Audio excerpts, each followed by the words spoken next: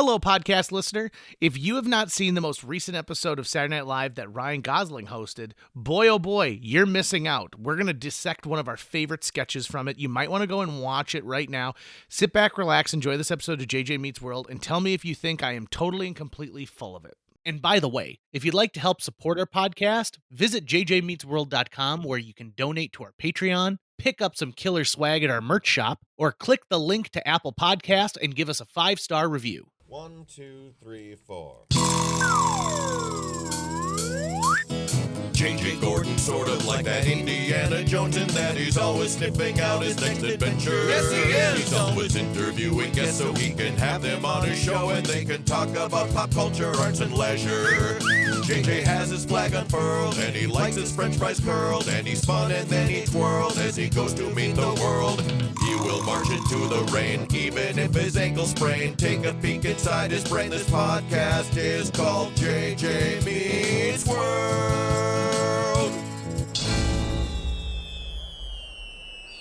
We have to talk about Gosling. We're going to talk about the Gosling, the Goz. We have easily Ryan Gosling, one of the best modern day hosts of Saturday Night Live. I think that when he signs on to be on an episode, people rejoice. And it's something about the best hosts are the ones, and you'll have to put this a better way than I can, but it's like they just get it, right? They get the format, they get the style, they get how to be good in that space, how to bring their own talents into that space. Ryan Gosling looks so comfortable in the world of sketch comedy. And other big names like Alec Baldwin, John Goodman, right? These like amazing film actors who that's what they're known as, but they're also just so damn good that they get it, they fit, they know how to make it work. I think, like, from reading the SNL books and stuff like that and listening to Fly on the Wall, the podcast that Dana Carvey and David Spade do, it sounds like to me this is the DNA of the perfect host. They come in excited. So nervous and excited can be present in the same thing, but they come in excited. Like, this is a big deal for them. This isn't, I'm going to promote my latest movie. This isn't, I'm doing this because it's good for my image. They are there to, because this is something that they've always wanted to do. Number 2, they are willing to go along for the ride. So when a writer comes in and pitches a sketch where, like, okay, so you're on a beach and a mermaid finds you, but the mermaid wants you to, lay eggs on her. And they might not need to understand it, but they are willing to go along for the ride. And then this is the real, like, if you had to say the one thing that people wanted more than anything, as far as like the writers and the performers, this person, like, walks around during the writing session and like will put their voice into some of this stuff, and then will ask the writers about the sketches before the Tuesday night read through. So on Tuesday, they do this big read through, and essentially they say, like, okay, these are the 25 sketches we're going to move forward and do a rewrite for the next time. And then that night, Lorne takes the host out to dinner. And this is all on a Tuesday. So it starts, they get Sunday off, they come in on Monday, they meet with the host, they write all night long on Monday. Like, they just write. And on Tuesday, they do this read through and they pitch these sketches. Now, most of the time, who the guest is weeks in advance. So if they have a big movie coming out, or if they have something that is, important, you can do that. You can also repitch sketches that you've done before, but at the read through, the table read through, a great sketch will die because the host doesn't really give it their all, doesn't perform, just sits there and reads and goes through the motions. And everything I've heard is the best hosts are the ones who, even if the concept is something weird, they put everything into it. So like Tom Hanks once talked about his David Pumpkins sketch, and he goes, I had no idea. I couldn't see the final product in my mind, But like he's like they were like, you're saying it and you're kind of like goofy while you say it, and he's like this, and they're like, yep, just like that, Tom, just like that. Yeah. And that's how you get like it's his own thing, Right. And think about that for a second. That's Tom Hanks. He doesn't need SNL. He doesn't even need Robert Zemeckis at this point, right? Like it's Tom Hanks. In fact, right? it might be hurting him. In fact, it might be, right?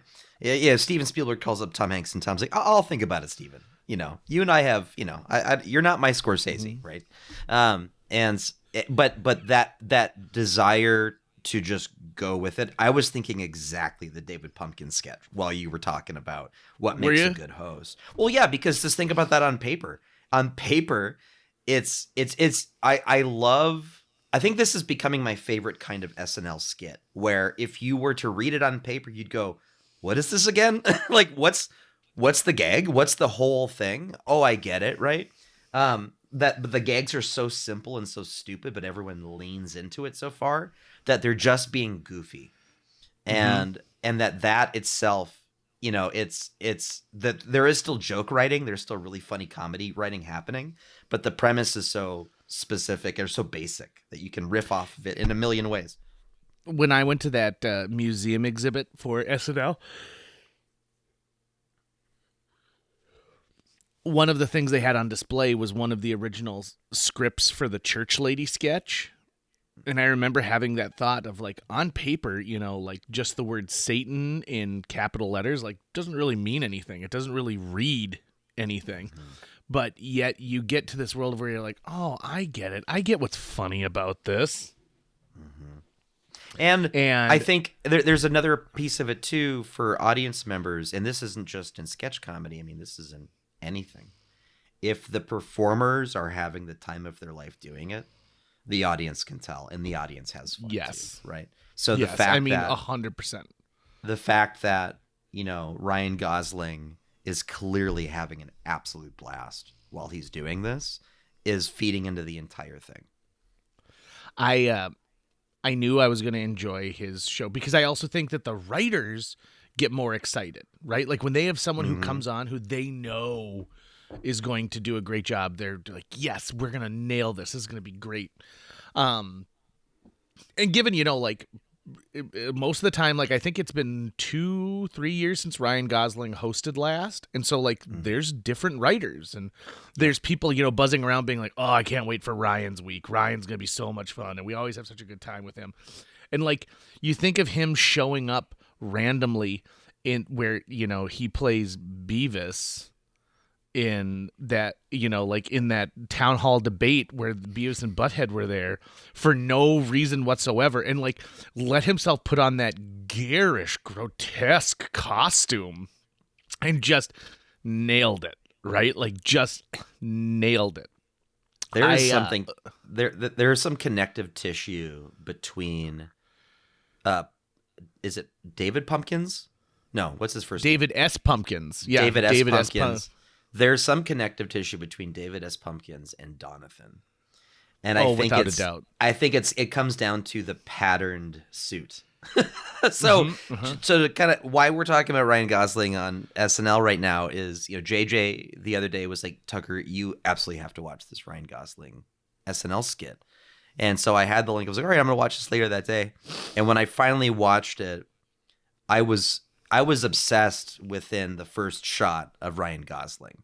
And because I also understood what the premise was right there, right? Oh, okay, the premise is the clinking the glasses. And even then I thought, I'm actually kind of surprised this hasn't been done before. Like that there isn't a skit about someone overdoing the clinking of the glasses at a wedding. So the basic premise of this is a bride and groom are giving a speech thanking people for coming to their wedding, and the guests clink the glasses and they kiss, and it cuts to our main character, Ryan Gosling, who plays a character named Donathan, which is a great name, a fantastic name, Donathan, and garishly dressed. In fact, later on in the sketch, they go, it was him, that guy who's dressed like Reba McEntire from the Grammys. And you get this, and he doesn't know about this custom. he's learning about it for the first time ever, about when you clink your glasses, they have to kiss. And it's his portrayal of that character, because it could come off as creepy. It could come off as just like over the top, but he plays it in such a way that's like, it is weird and bizarre, but it's not over the top. Like, do you know what I'm saying? Like, it's over the top, but it's not too over the top. He's able to commit between, I forget who initially said this phrase, but a character doesn't know if they're in a comedy or a drama. Yeah. And Ryan Gosling understands that he's in a comedy. So when we're watching that, Ryan Gosling understands he's in a comedy. Donathan does not understand if he's in a comedy or drama, and Gosling's able to ping pong back and forth between that and him being Ryan Gosling having a good time, right? So that opening shot where he's taking it in and he's talking to other people, Gosling is showing an immense amount of performing restraint right there, especially because it's the very opening of the sketch and it's the sort of first reaction from the audience. And I could see a lesser experienced performer like kind of really committing suddenly to this because they're getting attention, but he kind of holds the space really well and lets it soak in. I mean, I've watched this a lot. I've watched this whole thing a lot. From a perspective of someone like yourself who can think like a director, I think it was genius to do this as a 2-camera setup, because when you see the couple, the married couple, they are on camera 1, he is on camera 2, so it is cutting back and forth, and then it cuts to like another table at certain points. But doing that rather than just having the bride and groom stand, on the right side of the screen and have him at the left, you could have done that. But choosing to do this differently makes it different. And it's not like they come back it's not like they have to cut away because, every time they come back, he's doing something weirder or they've got to do something. It was a choice that I feel like was made where they're like, listen, we can't have him on screen the whole time. We need to be able to cut away to the reaction shots of these other people. Yeah, they do such a great job in the opening, probably 30 to 45 seconds, establishing the premise and establishing where we are, what's happening, who's doing what. And they do a really, really good job of making sure the audience understands what's going on at the very outset. And they even give us like a warm-up joke where they present Lynette, whose husband has died, and people are being really insensitive about it. Claudette. Not Lynette. Claudette. So you don't quite know where it's going until you get that first reaction from Gosling, and then it builds so wonderfully. They have all these moments. I don't want to skip around too much. People need to watch if you haven't seen it, you should stop this podcast right now. Go watch it real quick because we're going to go through everything. That's how many times we've both watched this thing. I even have how you're going to bring Donathan back. I've already figured out the next series of sketches. So let's go back to that real quick. Things about this character that remind me of David S. Pumpkins and other characters that I think kind of fit in that space is every detail about them is slightly askew. So the name itself, like no one is named Donathan, right? It's clearly Donald or John. John gets Jonathan.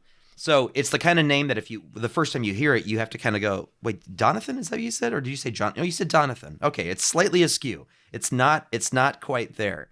And then obviously the way he dresses is way askew, and it doesn't match Gosling himself, who's this like handsome Greek god, so he can, just with David S. Pumpkins, the name itself is slightly askew, right? There's just something that's kind of off about it. They might say a specific word differently. The detail of the rat tail, behind him is just like a small piece that there's no gag there, but it's something for Gosling to play with as he wants. But I think the thing that really gets me the most is actually as a writer is how Donathan first realizes what's going on, and then he starts to lean into it and go further and go further and take a little bit more and take a little bit more. And Donathan is clearly in control of the entire situation by like ting number 3, right? And so everything from kiss, you have to, right? So he's repeating the rule. Yep. And then kiss, I don't make the rules, right? So he's doubling down and then tripling down later on. Later on, when it's her siblings, I'm doing the siblings now. Kiss. he's ratcheting it up every single time. He's taking and so the writer is going, okay, how does Gosling's character reintroduce the idea of I want you two to kiss right now in a new way every single time, right? It can't just be the same thing over and over again. There has to be something different about it every single time, including how the bride and groom react. It's the comedy rule of heightening. Like, this is a perfect sketch to teach someone about heightening, because it could just be that he keeps clinking it over and over and over and it becomes annoying to them, right? Yeah. And it keeps interrupting the things that they're doing. But in fact, he finds ways to like explore the rule, right? At one point, he goes, when I clink the top of my glass, you kiss on the lips. And when I when I clink the bottom of the glass, you kiss on the poozy. And let me ask you this: have you watched this with subtitles on? No. So I'm guessing how they spell poozy and punis? You should, yes. You should, just to see how they spell poozy and punis in the subtitles. And, even that like throwaway joke of like, I'm not kissing my wife on the poozy, wouldn't kill you. What are the names of the actors who play the married couple, the newlyweds? Sarah Sherman and Mikey Day. So they do a phenomenal job of volleying everything back, setting everything back up to Gosling. Made that mistake. Ratcheting back to Gosling. They do such a good job of sort of being the Abbott to the Costello, and they're still funny in their own way. But these are two obviously very experienced sketch comedy actors who know how to do this, and so I really appreciate how much structure and energy they bring along with. Their timing is fantastic. Even though they're reading off a teleprompter the whole time, they're able to just make it feel really good. And when she starts going in about her Nana passing away and having to be interrupted with a tink and then go back into Nana and start to get sad again and then be interrupted and then start to go back and then be interrupted again, she nails it. You're right. As a director, I'm thinking of everything about this. I'm like, how are they handling the kissing? How are they handling, who's turning to what when? These are all really fascinating pieces to me. I know I'm kind of bouncing all over the place, but this is also a great sketch too, where they were clearly allowing themselves to write stuff that made them laugh. Like there's so, it's hard to end a sketch, right? This is not a hard sketch to end. This is a brilliant thing so that it doesn't have to have some fanciful thing at the end that all of a sudden derails what you've done. It's got a logical ending. This guy's interrupting their wedding. You need to ask this guy to leave. But during that time, we've explored who this guy even is. And when somebody asks him who he is, his response of being, let's just put it like this, I'm your favorite comedian's favorite comedian. But then he never does stand up. He doesn't establish himself as a comedian. It's just something he says. And that to me is so much funnier than him like getting up and grabbing a microphone and be like, all right, now let's do like 5 minutes and, do some stock, stuff like that. Then you get this brilliant moment too, where someone finally calls out, well, why is he even here? Mm-hmm. Yeah. And Mikey Day, says, well, I hit him with my car, and in lieu of going through insurance, he let me just invite him to this wedding, which anyone who's ever gotten married knows getting just an extra guest added to your wedding is next to impossible, right? Like that's something that people would know. And so for Sarah Sherman, like to have this reaction of like, you hit someone with your car, like this whole thing going on is really quite amusing. I love that reveal happens halfway through. Or that solidifying of why this person is here, the finishing of the premise. I'm glad it doesn't happen at the very beginning, where it's like, hey, thanks for inviting me to your wedding. Hey, listen, I appreciate you not suing me. Just once you sit down, we're gonna blah blah blah blah. I love that we find out later, and it makes you go, okay, who offered that as the solution? did the groom offer it? I think Donathan suggested it. I Oh, think, 100%. I think they get into an accident and outside like the tuck shop, right? Like he hits him with his car as he's picking up his tuxedo for the wedding, and like that's so Donathan's moment. They both, so that's probably where Donathan shops, right? That's probably where he gets his sequined suits tailored, right? And because he needs to have a good fit when he goes on stage to do stand-up comedy. And I bet, they hit, and then the groom is like, oh, this is we can't get any worse. I mean, this is going on, I'm getting married this week and all blah, blah, blah. Oh, you're getting married, You're getting married. Say no more, I have a proposal. And I could see Donathan, especially if he really is a stand-up comedian, if the character styles himself as that, is probably desperate for a meal, right? And a roof over his head from time to time. So it's like, hey, it's a chance to drink for free, get some free food, maybe meet a woman, and eventually Claudette. Well, and before that, he does that thing where like, come on, babe, let's go, and puts his hand out to Chloe Fineman, who's at another table, and Chloe Fineman's like, no, I don't know you, and he goes, fair. It wasn't fair enough, and then he goes, come on, Claudette, and she's like, I don't like being the second pick, but here we go. I have a huge crush on the Claudette actress. She is funny. Oh, Ashley Padilla. Is that who that? Yeah, she's phenomenally funny. She's good. They are overusing her right now, though. Are they? Like, I feel like they are putting her in like every other sketch, and I think she's really good. Don't get me wrong, I do think she's good, but I think that they are they're like, oh, if Ashley Padilla's in it, we'll get this thing. This will be a home run. There's also a gal who has an extremely like Russian sounding name, who I also think has got a real potential of being a great cast member. So the two cast members who play the siblings who end up kissing because the rules are the rules, which is a phenomenal moment, and the audience reaction absolutely rules. When the brother and sister kiss, but those two, I think I recently saw that guy was doing like a Tucker Carlson impression on. He did an amazing on Weekend Update. It was amazing. Who are those two? How long have they been with the show? The guy I think is new. Maybe like, I don't even think he's technically a cast member. I think he's one of the like supporting players. And oh god, Wickline, what's her first name? The other gal, she's been getting more screen time this season because I think they finally decided like, oh, we don't have to just write for, your regular personality. She does like a thing where she brings a keyboard on and does like little parody songs and stuff like that. And for a long time, I think that they're like, oh, well, we know you're quirky and weird, but we don't know what to do with you yet. And to be quite honest, they didn't know with Sarah Sherman, who played the bride as well. And so SNL has gotten into this world of where they need to learn to write to people's strengths, but also allow them to grow outside of the things that they came into the show with, right? Like, by the end of Saturday Night Live, it was once called Comedy Boot Camp.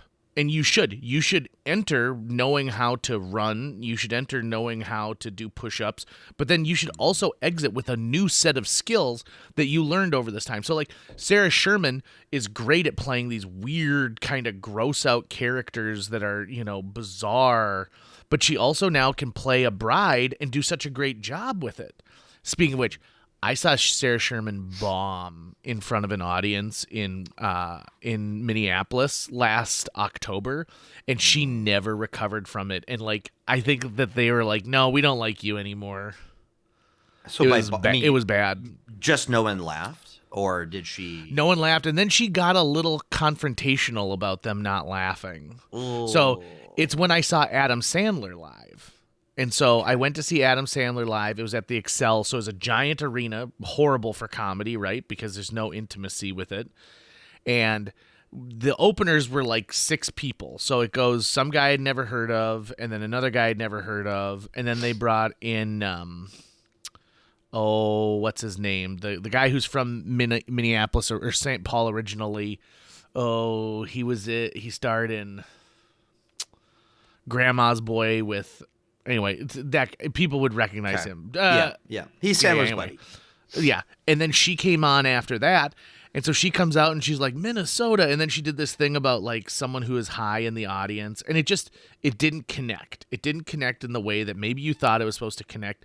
And then she got confrontational about her comedy and about how like we weren't understanding it. And I honestly, like at the end, like Jill and I both drove away going like, well, I mean, I like her on SNL, but she missed the mark on this one, right? Like the guy before her who was from St. Paul did like 5 minutes on mayonnaise and how everyone around here loves mayonnaise. And it was a knee slapper of being like, we do. And not that every show needs to be catered to the audience you're performing for, but like it probably, you know, like the thing that she did was she had a cameraman. She picked someone in the front row and she's like, are you high right now? And they're like, yeah.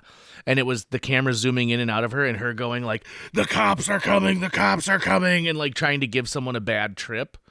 And it just, you know what's funny is it didn't land well. So many people are high these days that I just think that kind of joke just doesn't land anymore. It doesn't pan out anymore. Because like the cops actually don't care at this point, depending on. Well, and I was gonna say like you're also in a place where you're allowed to do that. So that seems off-putting in so many ways. I didn't see the rest of the Gosling episode, but was there anything else in that episode that really stood out, or was that the key? There are two. There's another one that I think you're really gonna like about 3 Cyclops. Okay, I saw stills of it. I haven't watched the skit. I think if you watch it, it's gonna, like, in all honesty, I think they wrote a bunch of humor that appeals to Tucker specifically. I feel like I kind of know your brand of humor, and it's very unique because you can appreciate something that the mass audience won't necessarily appreciate. Because you'll see that special lining. I mean, do you remember why I told you I thought you were gonna like the Donathan sketch? Because of Poonis and Poozy? Because the way they write those words? I was like, this is the type of thing that you will quote over and over and over again because you found it to be so delightful. I think wordplay for you is something that is just delightful. There's also another sketch that is funny because it actually has inspired a broader conversation about Saturday Night Live, which is Ryan Gosling comes into a classroom and Ashley Padilla, who you like, is the teacher and he's the principal. And there's a bunch of students and they're talking about bullying and they're talking about like the fact that there's, you know, they need to be kinder and more respectful, and a kid passes a note. And Ashley Padilla goes like, Morgan, are you passing a note? You know the policy in this class. No passing notes. It's going to get read in front of the class. Please, Miss P, don't read that. Don't read that. And then a disclaimer comes up, superimposed over the screen, that says, the content of this note has been changed since dress rehearsal. And so Ashley Padilla reads the note, but reads it for the first time ever. Oh, so she doesn't know this screen. Is happening. Okay. Right. And so the first one is like, yo, I sat behind Miss P on the bus on the field trip, and she starts laughing, right? And she's having a hard time getting through. It's like, she uploaded a picture of herself to ChatGPT and asked for makeover tips, and ChatGPT said no. And then another kid passes a note, and Ryan Gosling grabs it. And I won't ruin any more of this. I know we just dissected a whole sketch. And so if you hadn't seen that sketch before, I hope you stopped this podcast and went and listened to that. I'm telling you, Tucker, you need to watch this one because the setups that they do for Ryan Gosling and this. But it's about Ryan Gosling and Ashley Padilla like breaking during this. And in the Donathan sketch, he also breaks. It's probably one of the best breaks I've ever seen because it is literally an explosion and then he brings it right back immediately. He's trying so hard to not let it out. You know, it's like, it's almost like a cartoon character who swallows a stick of dynamite and then goes, you know, it stays inside of it the whole time. That's kind of what it is. But so the broader conversation that I read was Saturday Night Live has turned into the Carol Burnett show. And one of the pieces of the Carol Burnett show that became really endearing, but really, you know, was the thing they noted was breaking during the Carol Burnett show. Like that was a thing that they did on a regular basis. So Tim Conway, you know, famously saying like these Siamese elephants that were connected at the trunk and one of them sneezed and it sounded like, and then watching Dick Van Dyke and Carol Burnett just lose it and they can't come back from it. Right. Saturday Night Live, it used to be so incredibly rare to see someone break. It was like And Lorne, from my understanding, was like, that is not what you're here to do. You are here to Right. play this sketch with reality and seriousness. And so I don't want you to break. And then that became Jimmy Fallon's whole shtick, right? Like Jimmy Fallon couldn't get through a sketch without laughing. And now it's become this thing of where people are laughing nonstop. And I think it does detract.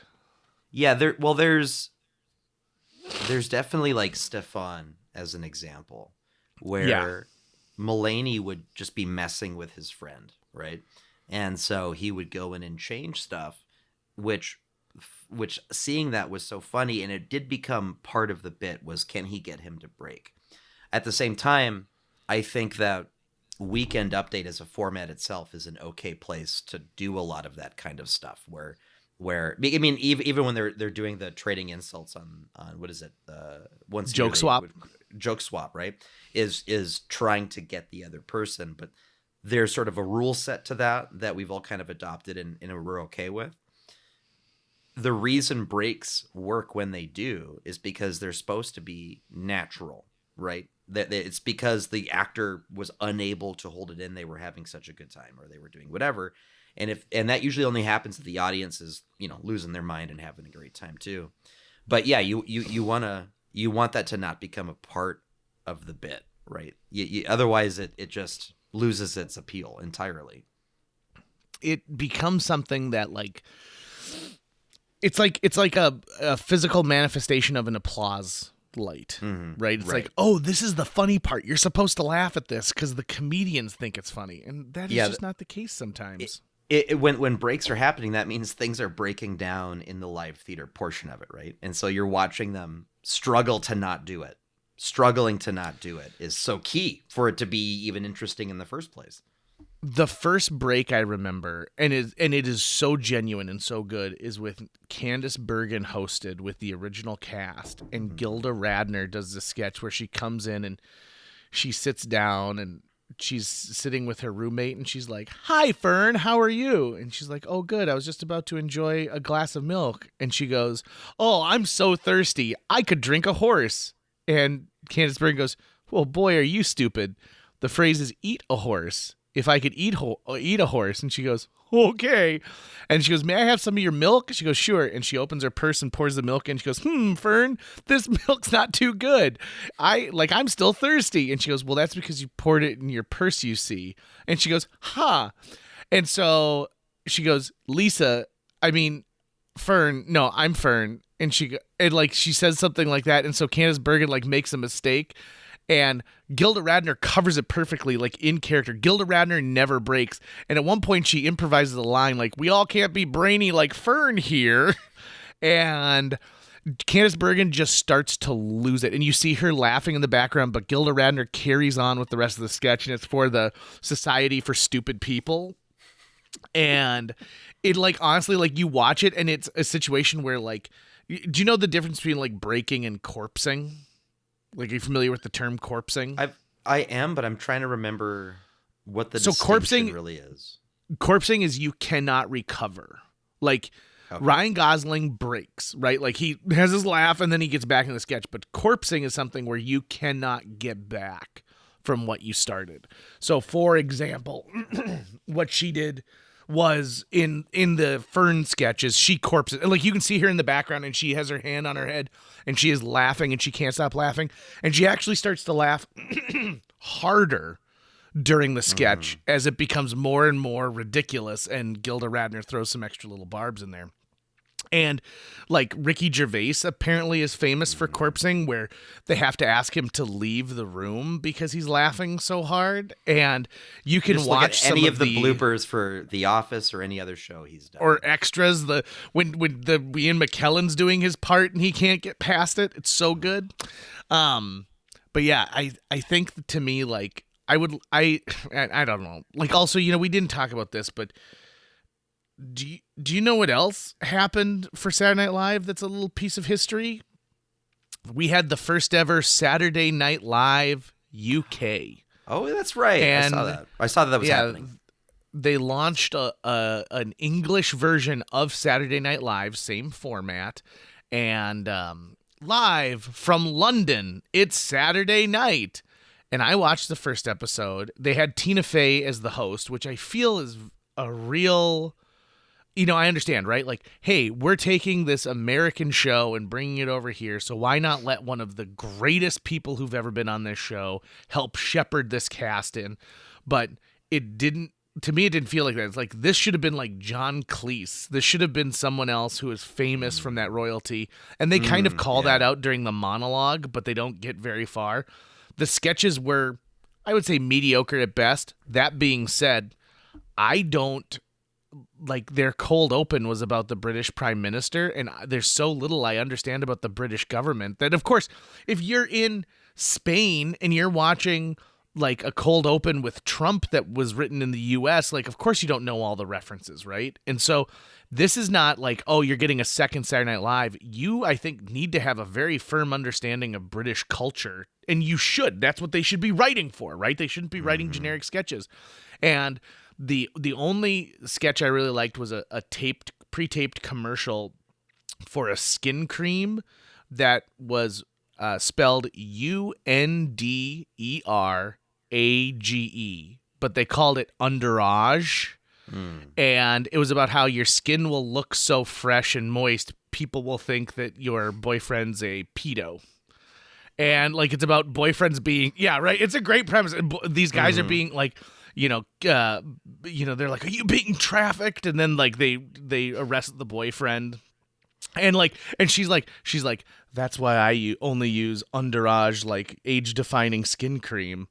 And that was the only one that I found to be really amusing. Also, you can see their set, like, where they are working at, is incredibly small compared to Saturday Night Live, which is amazing considering that they tape sketches in hallways at Studio 8H in New York.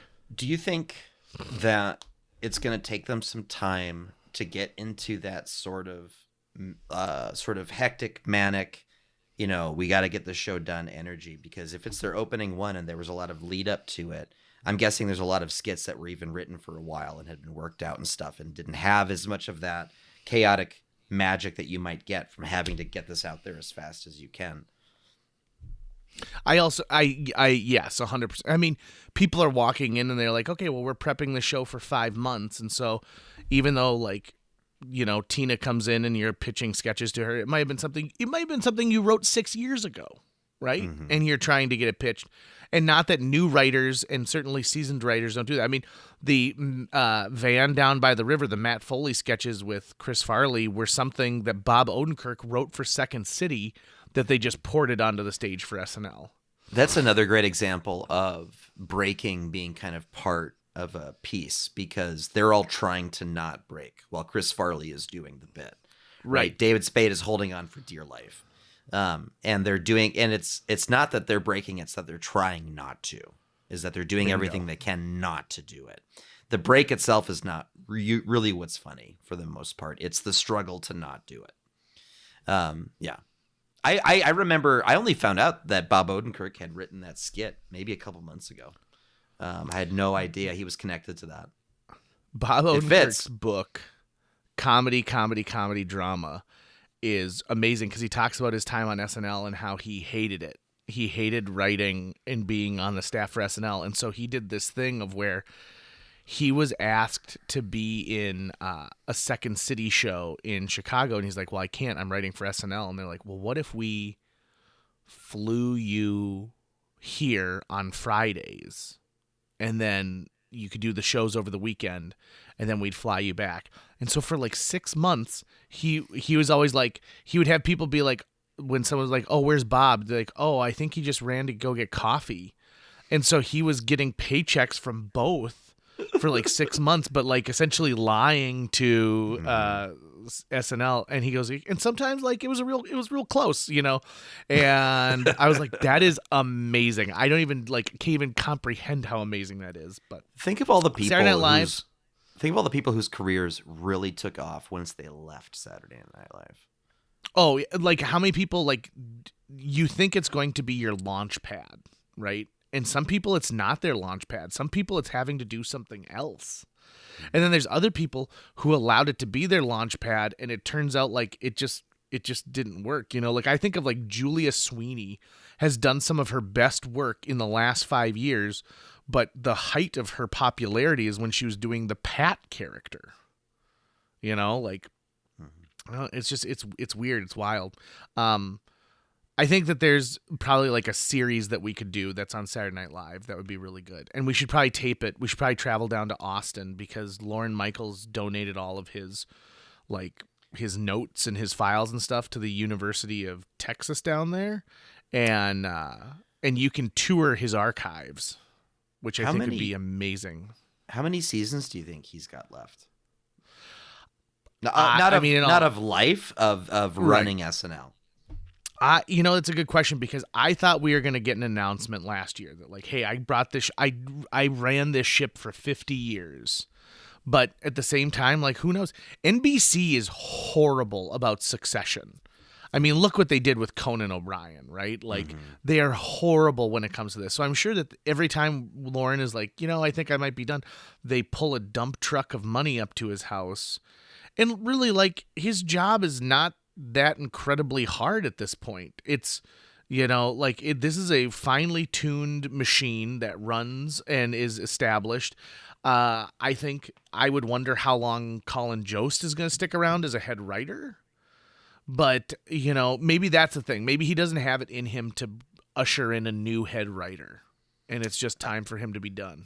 Yeah, or maybe he's like, yeah, I don't want to be the one to anoint someone. I want that person to rise up and who knows. I wonder, too, how much money would you have to pay him to get him to stick around? I mean, he's Lorne Michaels. Like, is he really worried about his rent check clearing? What would he, if anything, it would have to be, okay, that's money to put into new things he wants to do outside of SNL. But he's what, 78? I mean, how old is he?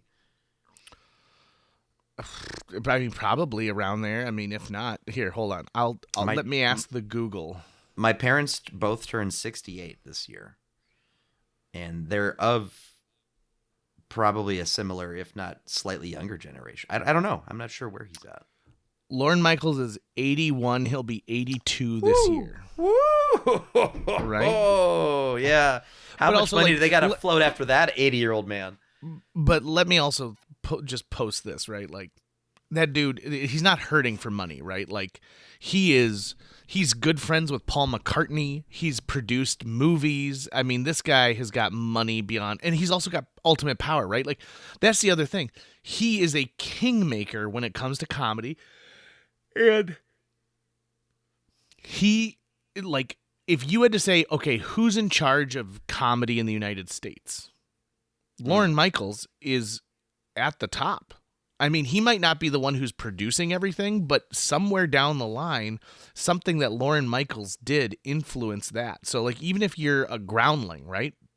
You're a groundling hoping to get on Saturday Night Live. If you're at Second City is there saying we have to develop a television show to compete with Saturday Night Live, which is the thing Lorne Michaels made. If you are, like, take the biggest names in comedy, they take Lorne Michaels' phone call. Even take some of the people he passed up, right? Like, Jim Carrey was passed up, I think, 3 times to be on the SNL cast. And still to this day, he talks about how, like, when they called and asked if I wanted to host, he goes, I told my agent, you tell him whatever it is. I will drop film roles to go in and host Saturday Night Live. And the hosts are more or less, from my understanding, picked by Lorne Michaels. Like, he makes those phone calls and puts out those offers himself. He also apparently has a popcorn machine in his office that makes the best popcorn on the planet. It's probably really well seasoned at this point if it's been running for that long. It certainly has. I still love the story of Steven Seagal as the worst host of all time, according to Lorne Michaels. It's pretty great. Which is saying a lot because Milton Berle, when he hosted, he paid people to be in the audience who stood up to give him a standing ovation. And they're like, you clearly do not understand what this is supposed to be. And like there have also been hosts where they've taken a swing. Like did you know that like I think it was in the 3rd season they had a contest called Anyone Can Host, and it was a sweepstakes where people could enter their names to be the host of Saturday Night Live, and then they picked a random person, and it was like some little old lady who they brought in, like who had, no acting experience, and she hosted one of the shows in like the 3rd season. Really? Yeah. And so luckily they gave up on that. Is everything available from SNL, or are there like whole chunks of SNL that are missing? So here's the issue with Saturday Night Live. So the first 5 seasons you can get in their complete and total entirety, and they are available on DVD.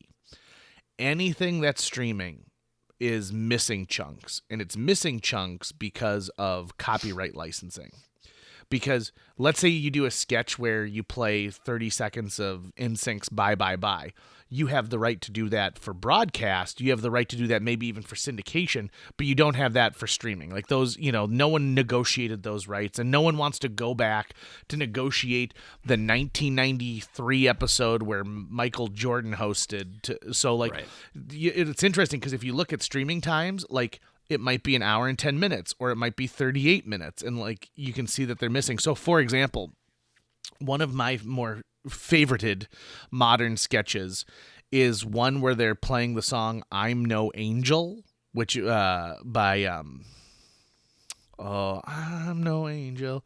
I can't remember who the artist is. Anyway, and it's done just all in mime, and Josh Brolin is at this country bar, and he's got this big old handlebar mustache, and he looks over and sees Amy Poehler across the bar, and you hear this like, Greg Allman, that's who sings the song. You hear like, I'm no angel, I'm no stranger to the night, and he like points at her, and he beckons her to like come over to his table, and she stands up, and she's very pregnant. Which she was in the show itself. She was actually pregnant. And so she makes her way over, and she spills a bunch of beers, and like she stops, and like so she interacts with all these people, but it's all done like inside, they're not talking. It's all done with this music playing over. And so she finally gets over, and she sits on his lap, and he goes, "When's your baby due?" And she turns around and goes, "Yesterday." And he turns to the camera, and it's a straight up on his face. He goes, "Perfect." So then she stands up and she moves off camera, and his chair collapses underneath him. And she's over dancing, and the way she works her pregnant belly is just genius. And so she's like, "Come over here." And so he goes over there, and he's dancing with her. And she turns and she holds up a little perfume bottle, and she goes, "What? I'm No Angel." And that's the name of the perfume, I'm No Angel. And then Will Forte steps in, and he goes, "It's me, creepy Greg Allman." And he takes a big whiff, and he goes, "I smell a bun in the oven." And the sketch is just perfect, but you can't air it because they don't have they don't have the streaming rights to the song I'm No Angel by Greg Allman. And that is so disappointing to me. So not available on streaming. What about other media, piracy, things like that, YouTube? So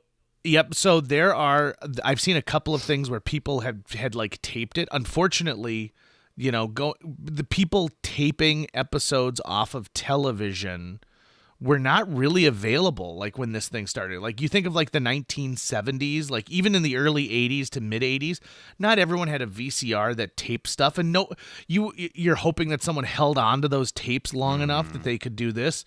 And so there's a lot of things where people taped it off Comedy Central, but those aren't even complete. Interesting.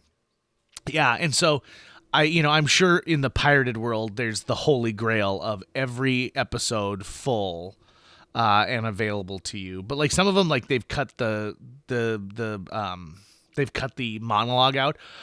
I don't know if you could watch the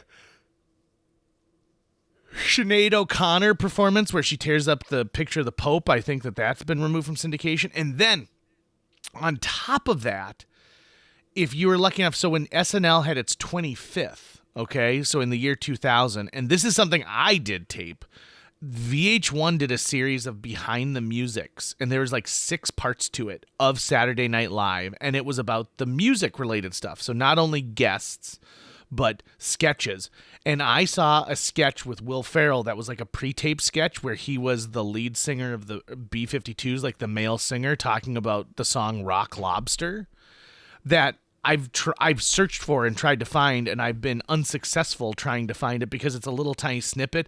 Or like the sketch where he plays Neil Diamond doing, that. And so they talk about how the music influence, that special alone is out of this world good. Now, you can also get a bunch of VHS tapes and some DVDs, like the best of Chris Farley, the best of Eddie Murphy. And so, some of those have some gems, but even some of those don't have full sketches.